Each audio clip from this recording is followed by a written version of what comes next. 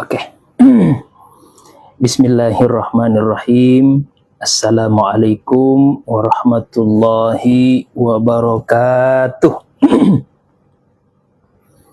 Alhamdulillahi rabbil alamin. Wassalatu wassalamu ala asyrafil anbiya'i wal mursalin. Sayyidina wa maulana Muhammadin wa ala alihi wa sahbihi ajma'in, amma ba'd. Rabbi syrah li sadri wa yassir li amri wahlul uqdatam min lisani yafqahu qawli. Allahumma 'allimna ma yanfa'una wa anfa'na bima 'allamtana wa zidna min karamika 'ilman nafi'an ya rabbal alamin. Allahumma la 'ilma lana illa ma 'allamtana innaka antal alimul hakim. Allahumma faqihna fid din wa 'allimna ta'wil. Astaghfirullah. Keluarga sekalian, jamaah, para muhibbin yang saya cintai dan makan Allah Subhanahu wa ta'ala, alhamdulillah kita bersyukur kepada Allah sembari memperbanyak mengucapkan alhamdulillahi rabbil alamin atas segala nikmat karunia yang Allah berikan kepada kita semuanya hingga detik ini. Semoga kita semuanya termasuk hamba Allah yang senantiasa bersyukur kepadanya, amin. Salawat teriring salam tak lupa pula kita kirimkan kepada sosok yang mulia, manusia yang kita cintai, Nabi besar Sayyidina Muhammad sallallahu alaihi wasallam. Allahumma salli wa sallim wa barik alaih. Semoga salawat yang kita kirimkan kepada beliau bisa tersampaikan, dan kita berharap semoga beliau berkenan untuk membalas salawat kita semuanya dengan syafaatnya, dan kita berharap juga kelak kita semuanya dikumpulkan bersama beliau di surganya Allah Subhanahu wa ta'ala, amin. Amin ya rabbal alamin. Keluarga sekalian, jamaah, para muhibbin yang saya cintai dan makan Allah Subhanahu wa ta'ala, sebelumnya apa kabar semuanya? Sehat? Yang di Zoom gimana, sehat semuanya? Semoga kita semuanya senantiasa diberikan kesehatan oleh Allah, kekuatan dan juga keistiqomahan hingga akhir hayat, amin. Sebelumnya kita cek suara dulu ini. Ini suara saya apakah terdengar dengan jelas di sana? Yang di Zoom alhamdulillah tadi ada balasan, berarti suara saya jelas. Yang di TikTok mohon berikan komentarnya nih, ya. Apakah suara saya terdengar jelas di sana atau ada sedikit masalah? Ya, tolong diberikan komentar karena saya nggak bisa memastikan suara saya apakah terdengar jelas di sana. Pun demikian dengan kawan-kawan di Facebook.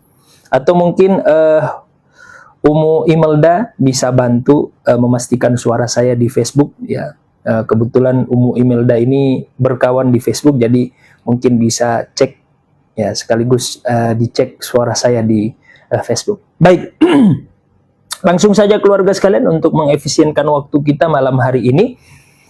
Sembari berharap keberkahan, keridhaan dari Allah, mari sama-sama kita membuka majelis kita dengan membaca basmalah.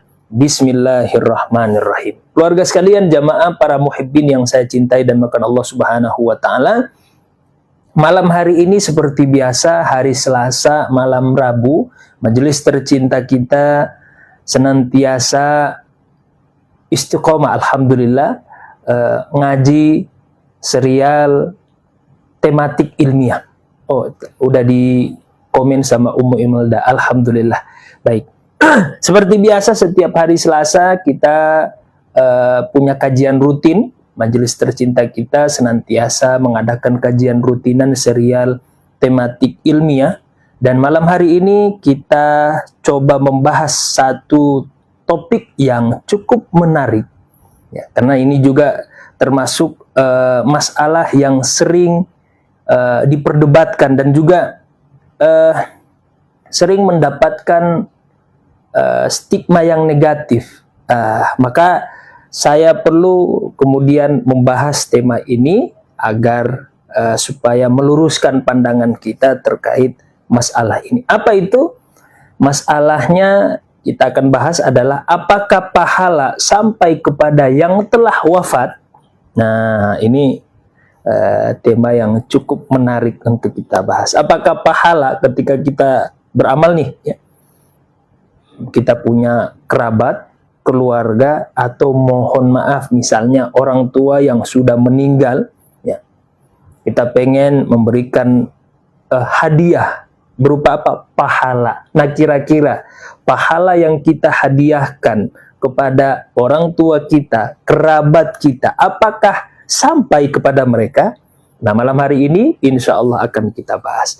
Baik, dengan memulai Bismillahirrahmanirrahim, kita akan bahas. Baik, apakah pahala sampai kepada yang telah wafat? Baik, sebelum kita masuk kepada pembahasan itu, keluarga sekalian, ya seperti biasa, ada semacam muqaddimah, pengantar, yang sering saya sampaikan untuk menjadi pembuka sebelum sesi kajian kita mulai, atau sebelum kita membahas masalah atau topik yang kita angkat.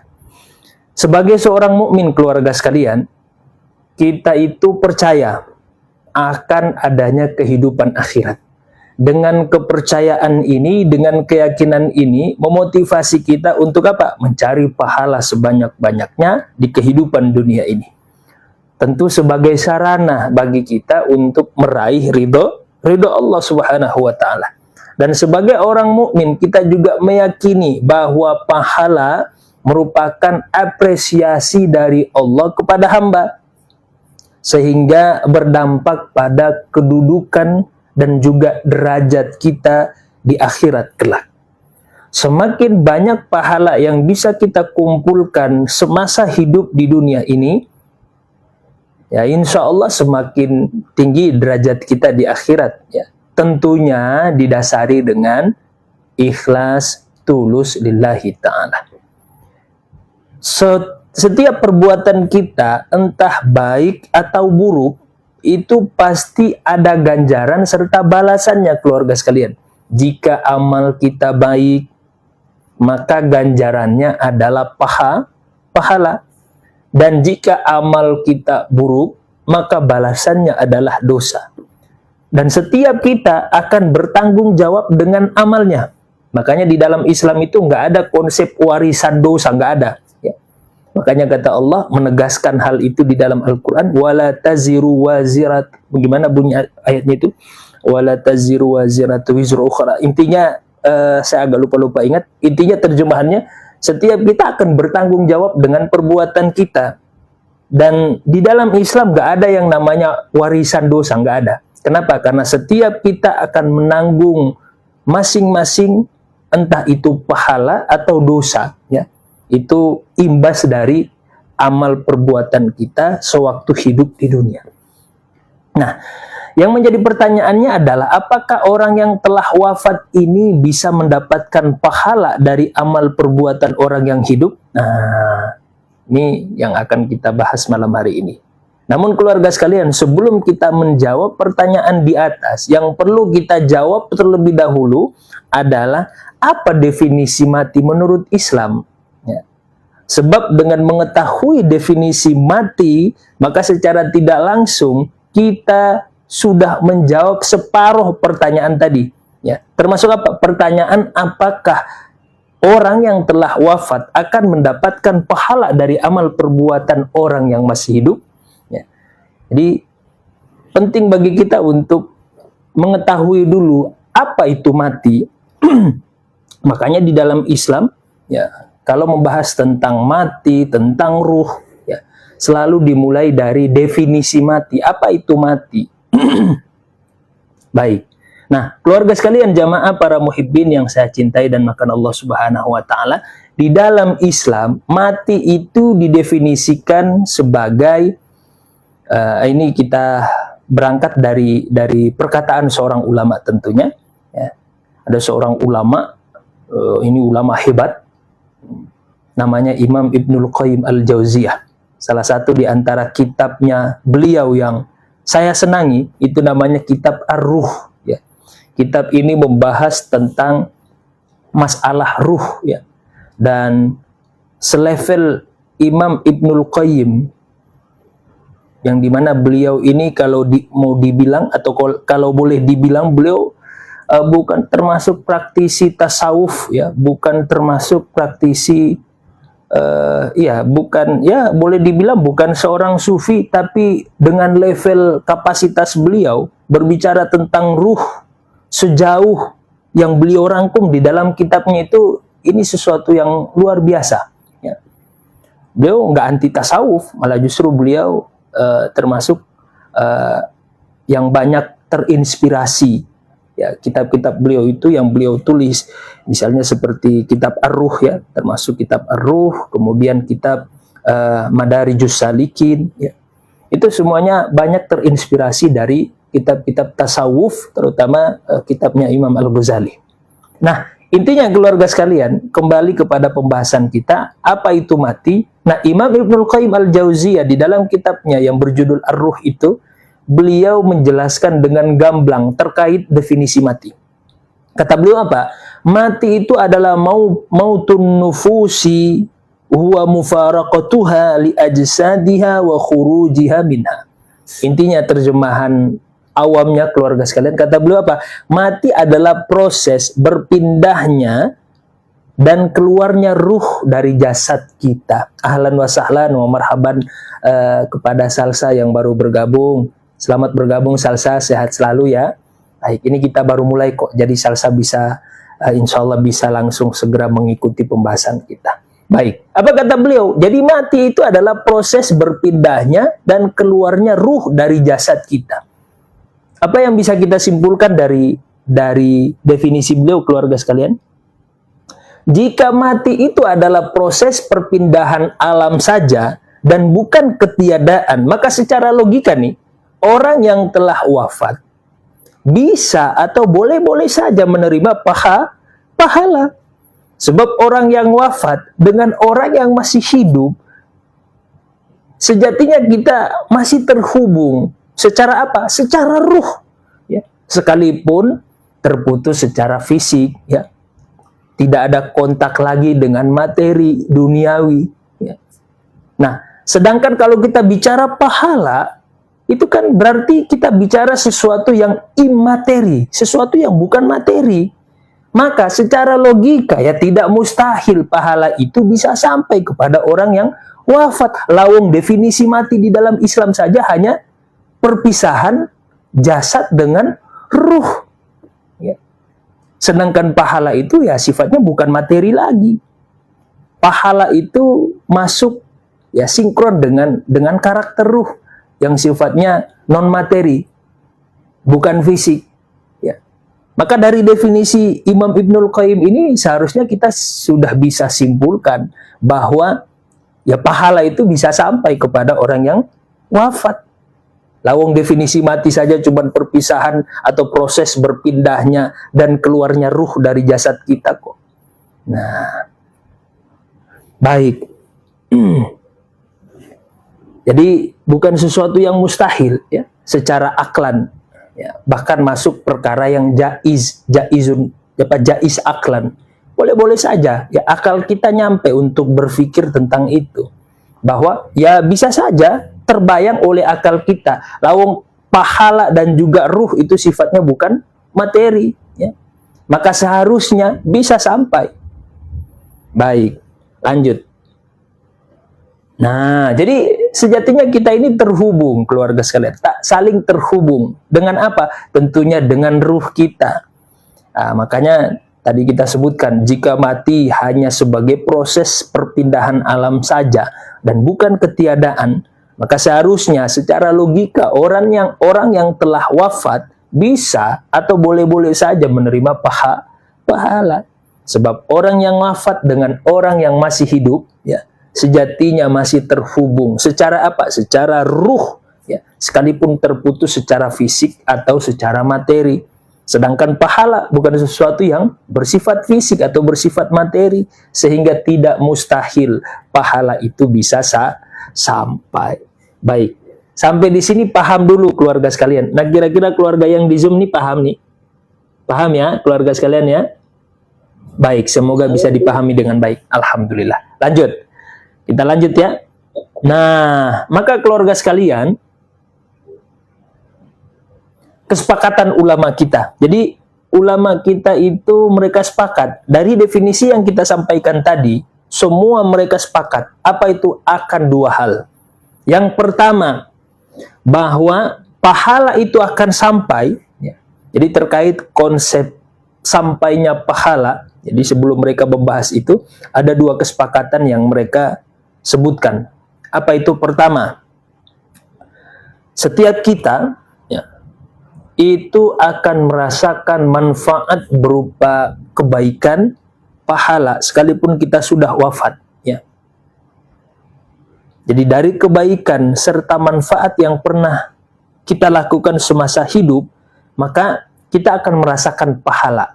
Jadi dari sini atau dalam pembahasan ini dalam konteks bukan transferan pahala dari orang lain, bukan. Tapi atas usaha amal kita, ya. Berupa apa? Kita melakukan satu kebaikan, tapi ternyata kebaikan ini punya efek domino, ya. Dirasakan manfaatnya oleh orang banyak, ya. Seperti apa? Sedekah jariah misalnya. Nah, sehingga apa?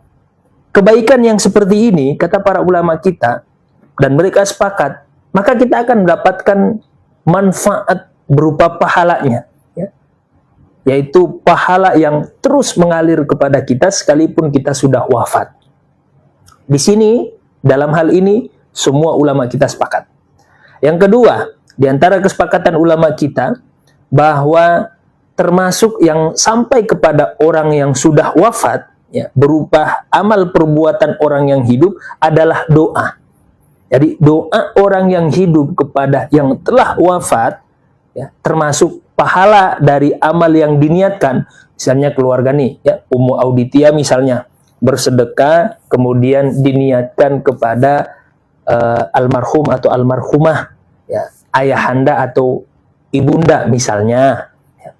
Memang sedari awal ketika kita bersedekah, kita niatnya untuk almarhum orang tua kita.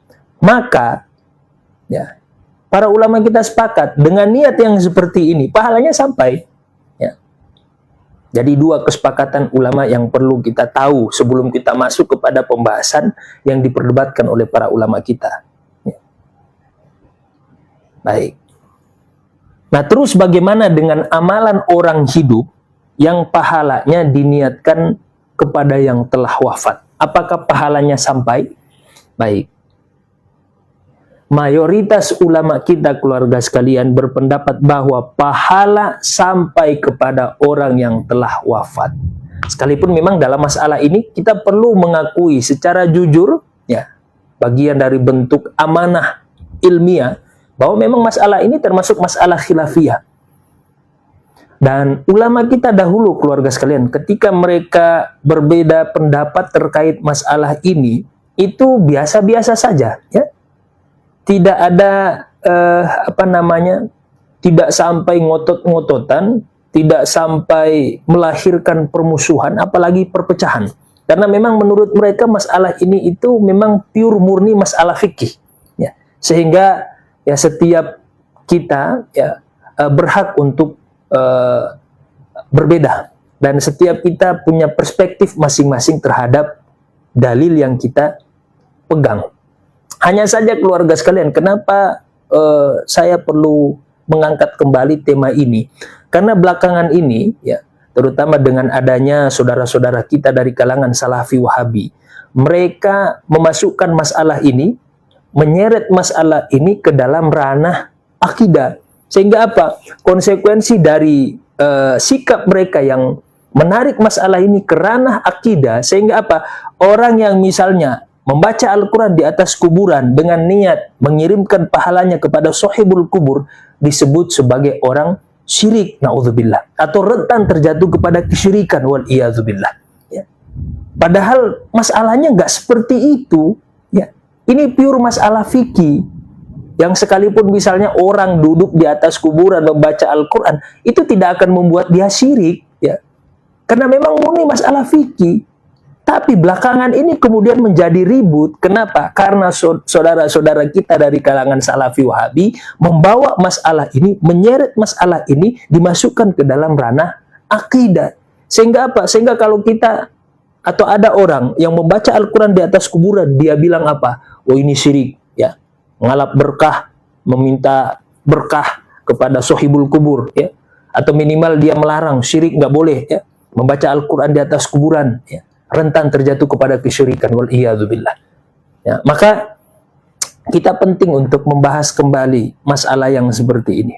Maka kita sampaikan, mayoritas ulama kita, ya, jumhur ulama, ya, kebanyakan ulama kita berpendapat bahwa pahala sampai kepada orang yang telah wafat. Walaupun memang ya kita perlu akui, ya, ada beberapa ulama termasuk Imam Asy-Syafi'i radhiyallahu taala anhu, beliau tidak sepakat dengan pendapat ini. Bahkan beliau termasuk yang kontras dengan pendapat mayoritas ulama. Imam Syafi'i mengatakan bahwa pahala itu tidak sampai kepada orang yang telah wafat. Tapi menariknya Imam Asy-Syafi'i di sini, alhamdulillah Imam Syafi'i itu ternyata pandangannya tidak seperti kawan-kawan Salafi Wahabi. Kenapa? Karena beliau termasuk yang membolehkan. Jadi beliau itu punya pandangan bahwa pahala bacaan Al-Quran itu tidak sampai kepada orang yang telah wafat. Kenapa? Karena beliau melihat bahwa amal perbuatan berupa qiraatul Quran, membaca Al-Quran, itu kan dari kita, amal perbuatan kita, ya. Maka setiap kita akan mendapatkan pahala dari amal kita dan bukan untuk orang lain. Tapi walaupun demikian pandangan Imam Syafi'i, beliau justru menganjurkan untuk membaca Al-Quran, ya, di atas kuburan kepada sohibul kubur, ya. Bahkan ada seorang ulama dari kalangan Hambali, namanya Abu Bakar Al-Khallal, ya. Imam Al-Hafidh Abu Bakar Al-Khallal ini beliau berdekatan dengan zamannya Imam Ahmad. Hanya saja beliau tidak ketemu langsung dengan Imam Ahmad, cuman Imam Abu Bakar Al-Khallal ini berguru langsung kepada anaknya Imam Ahmad yang bernama Abdullah. Ya. Beliau di dalam kitabnya menukil riwayat bahwa Imam Syafi'i pernah ditanya, apa hukumnya membaca Al-Quran di atas kuburan kepada sohibul kubur? Kata beliau, la ba'sa bihi. Ya. Bahkan beliau menyebutkan, semoga bacaan Al-Quran itu bermanfaat untuk orang yang di dalam kubur. Jadi di sini ya terlihat betapa berbedanya Imam Syafi'i antara langit dan sumur, ya, dengan pandangannya orang-orang atau kawan-kawan kita dari Salafi Wahabi. Baik. Nah, jadi mayoritas ulama kita berpendapat, keluarga sekalian, bahwa pahala itu sampai kepada orang yang telah wafat. Dalilnya mana, Buya? Nih kita akan sampaikan. Banyak sekali dalil-dalil para ulama kita, baik dari Al-Quran maupun hadis-hadis Nabi, termasuk qiyas, ya. Hanya saja karena keterbatasan waktu kita, ya tentu kita tidak bisa lampirkan semuanya. Jadi cuma beberapa saja, ya, tapi nggak jadi masalah. Semoga ini cukup, ya, untuk memberikan kepuasan serta ketenangan batin, ya, kepada kita semuanya, bahwa apa yang kita amalkan selama ini insya Allah sesuai dengan Al-Quran maupun hadis-hadis Nabi Shallallahu Alaihi Wasallam. Apa dalilnya? Pertama, ayat Al-Quran, di mana Allah Subhanahu Wa Taala berfirman, A'udzubillahi minasyaitonirrajim, Bismillahirrahmanirrahim, walladzina ja'u min ba'dihim yaquluna rabbana ighfir lana wa li ikhwanina alladzina sabaquna bil iman, ila akhiril ayat. Baik, kita terjemahkan, keluarga sekalian. Jadi ayat ini kalau kita terjemahkan secara awam, jadi kata Allah, ini ayat ini berisi pujian Allah kepada orang-orang mukmin. Kenapa? Karena hanya orang-orang mukmin lah yang saling mendoakan satu sama lain. Ya. Ahlan wa sahlan wa marhaban bikum Ustadzi, insyaallah Ustadz Toharuddin. Ahlan wa sahlan wa marhaban bikum. Selamat bergabung Ustadzi. Baik. Apa kata Allah? Dan orang-orang mukmin yang datang setelah mereka, ya, itu generasi kita nih, ya. Di antara satu kebiasaan baik orang-orang mukmin, dan ini juga mesti kita amalkan, keluarga sekalian, sebagai bentuk rasa syukur kita kepada Allah atas iman yang Allah berikan kepada kita. Tentu ya semuanya atas izin Allah, tapi kan ada sebab akibat. Kenapa kita bisa beriman hari ini? Secara tidak langsung itu ada peran para sahabat Nabi atau orang-orang soleh sebelum kita, ya. Makanya di antara bentuk rasa syukur kita kepada Allah, selain mengucapkan Alhamdulillah, kita juga mesti mendoakan saudara-saudara kita yang telah wafat, keluarga sekalian, terutama orang-orang soleh, ya. Mendoakan mereka adalah bagian dari rasa syukur kita kepada Allah atas nikmat iman. Makanya hanya orang mukmin yang punya kebiasaan saling mendoakan. Apalagi kalau malam Jumat tuh semua orang soleh disebut tuh. Ila hadratin nabina wa ila ruhi sidi syekh, macam-macam. Semua orang soleh disebut. Itu bagian dari perintah Al-Quran, di mana Allah mengapresiasi, Allah memuji orang mukmin itu saling mendoakan. Ya. Apa itu? Rabbana gfir lana, ya Allah ampunilah dosa-dosa kami dan dosa saudara-saudara kami yang telah mendahului kami. Ya. Bagian ayat ini, keluarga sekalian, bagian dari ayat ini yang menjadi dalil bahwa pahala itu sampai kepada orang yang telah wafat adalah pujian Allah kepada orang-orang mukmin yang hidup, yang senantiasa mendoakan saudaranya yang telah wafat. Ya. Itu yang pertama. Yang kedua, kata para ulama kita, dari ayat ini, ya, bagian mana dari ayat ini yang menjadi dalil bahwasanya pahala itu sampai, yaitu Rabbana gfir lana, istighfarnya orang-orang mukmin tadi. Istighfarnya orang-orang mukmin yang masih hidup kepada yang telah wafat. Istighfar itu, keluarga sekalian, itu sekalipun doa, tapi kan ketika kita beristighfar, sejatinya itu kan kita melakukan dengan lisan kita. Ya. Lisan itu sekalipun ucapan, tapi dia sudah masuk ranah perbuatan, fi'l. Ya. Fi'lun, sudah masuk ranah perbuatan. Kira-kira kalau kita berdoa, beristighfar, Rabbana gfir lana, itu sebenarnya untuk siapa? Untuk kita atau untuk orang lain? Ketika kita berdoa, Rabbi ghafirli, menurut Wisnu gimana? Untuk kita dia. Untuk kita, Rabbana ghfir lana. Itu doa kita, itu istighfar kita. Tetapi di sini Allah memuji. Kenapa? Karena ketika kita beristighfar, ya, sekalipun dengan lisan kita, tetapi itu sudah masuk ranah perbuatan yang dimana pahalanya itu juga akan mengalir, ya, kepada saudara-saudara kita yang telah mendahului kita. Di sini saya tidak sebutkan, tapi ada satu alasan yang disebutkan oleh Imam Ibnul Qayyim yang lebih kuat lagi. Alasan beliau apa? Boleh jadi dalil ini, ayat yang kita sampaikan ini, ya, merupakan dalil dari bagian mana? Kata beliau begini. Bagiannya adalah, coba perhatikan ayat ini, susunan ayat ini. Ketika kita bersyukur kepada Allah atas nikmat iman, yaitu dengan mendoakan saudara-saudara kita yang telah mendahului kita, sebenarnya pahalanya sampai bukan karena doa kita, tetapi ittiba kita, karena kita mengikuti imannya orang-orang yang telah mendahului kita.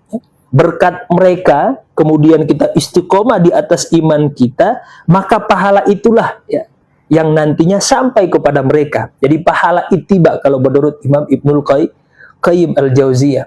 Dan ini lebih logis, lebih mendekati masuk akalnya, ya, ketimbang yang kita sebutkan istighfar ini. Walaupun semuanya sangat logis, tapi di sini lebih memberikan kepuasan kepada kita bahwa ya memang iya, karena sebagaimana hadis Nabi yang lain, jadi sinkron dengan hadis Nabi yang lain, man sanna fil islami sunnatan hasanatan falahu ajruha wa ajru man amila biha. Barang siapa yang melakukan satu kebaikan kemudian ditiru oleh orang lain, maka dia mendapatkan pahala dari amal kebaikan itu dan juga pahala dari orang yang mengamalkan kebaikan itu.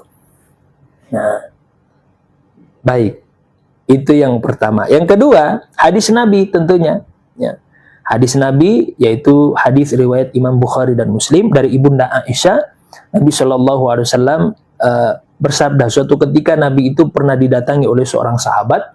Ya. Kemudian bertanya kepada Nabi, ya Rasulullah, inna ummi uftulitat nafsuha. Maksudnya, ibuku sudah meninggal, walam tusi, dan pas meninggal tidak memberikan wasiat kepadaku, wa azunnuha, tapi aku berasumsi, ya, aku berprasangka, lau takallamat, ya, kalau seandainya dia memberikan aku wasiat, pasti dia akan memerintahkanku untuk bersedekah atas nama ibu, ya, atas namanya, ya. Kemudian si laki-laki ini bertanya, ya Rasulullah, afalaha ajrun in tasaddaqtu anha, ya Rasulullah, kalau sekiranya aku bersedekah atas nama orang tuaku, kira-kira sampai nggak kepadanya pahalanya? Kata Rasulullah apa? Naam, ya, pasti sampai. Ya.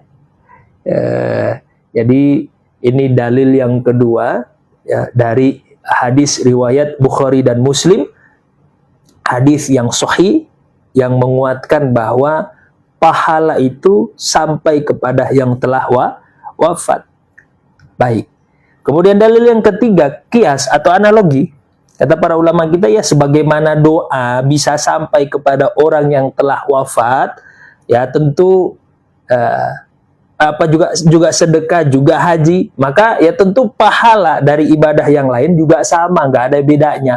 Ya, bedanya apa? Saya baca Quran, ya dengan misalnya Bu Imas bersedekah, niatnya untuk keluarga kita yang sudah wafat misalnya. Bedanya di mana? Nggak ada bedanya, sama saja. Ya. Nah, itu kias analogi yang menjadi hujjah para ulama kita bahwa pahala sampai kepada orang yang telah wafat. Baik. Nah, keluarga sekalian, sebelum kita akhiri, kita tentunya perlu adil ya. Di antara bentuk adil dan amanah kita dalam masalah ilmiah ini, kita perlu melihat apa sih dalilnya saudara-saudara kita dari kalangan Salafi Wahabi yang ya kontras dengan kita yang mengatakan bahwa pahala tidak sampai kepada orang yang wafat. Ya, tentu ada beberapa dalil-dalil mereka, keluarga sekalian, baik Al-Quran maupun hadis Nabi. Tapi ada dua dalil inti yang saya lihat ini yang paling kuat. Ya. Baik. Kita bedah satu persatu, keluarga sekalian. Pertama, ayat Al-Quran. Dalil ini juga disampaikan oleh Imam Syafi'i dan menjadi pegangan beliau, ya.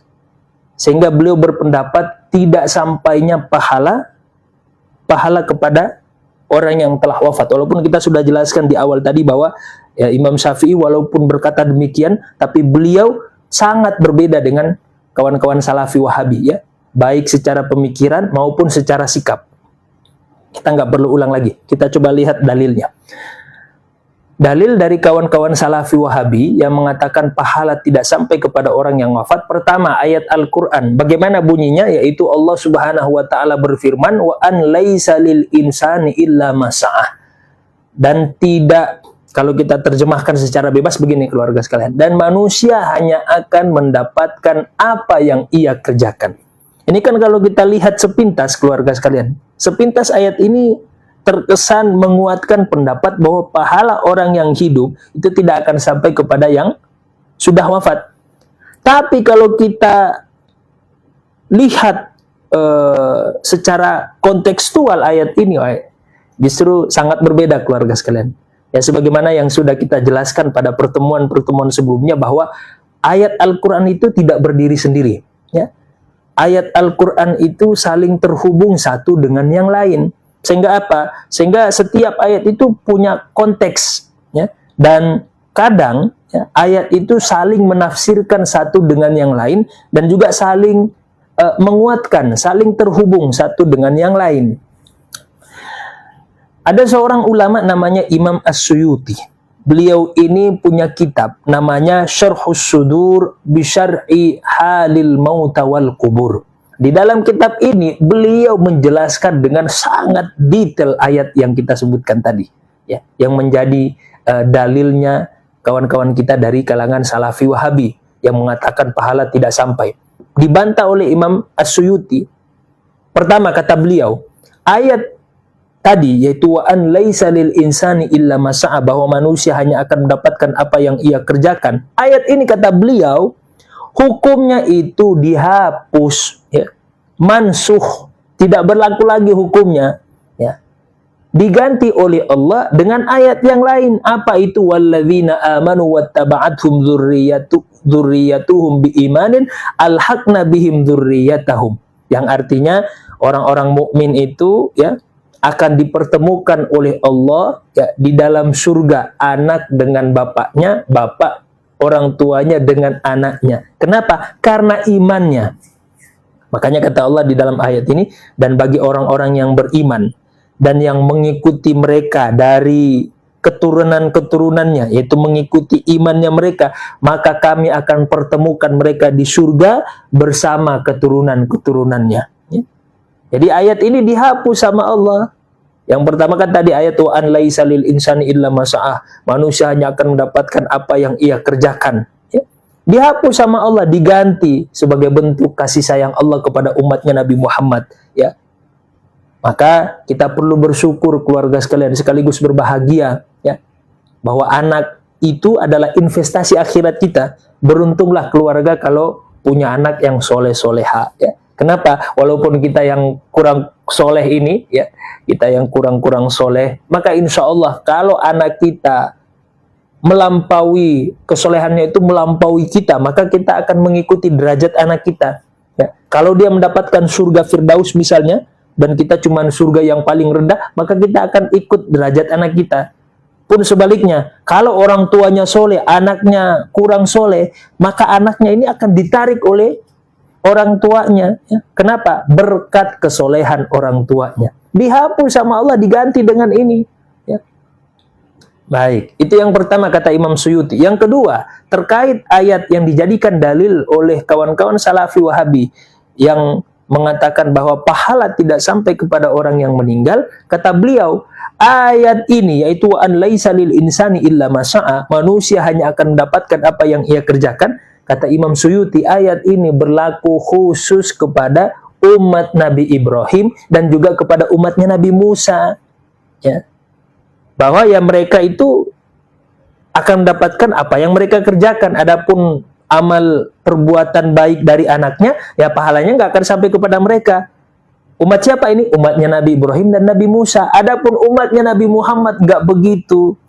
Umatnya Nabi Muhammad sebagai bentuk kasih sayang Allah, ya, rahmat Allah kepada umat ini, maka diganti sama Allah. Ya, hukumnya apa? Hukum umat Nabi Muhammad. Apa itu? Adapun umat Nabi Muhammad bisa saling memberikan pahala satu dengan yang lain, sekalipun yang hidup kepada yang wafat. Ya. Nah, itu yang kedua kata Imam Suyuti. Yang ketiga, ya, ayat ini yaitu wa an laisa lil insani illa ma sa'a, manusia hanya akan mendapatkan apa yang ia kerjakan.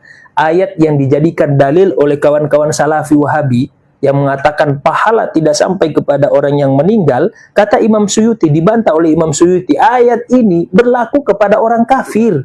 Ya. Kafir sesama kafir. Ya. Jadi sesama mereka. Adapun kita orang-orang mukmin yang nggak begitu.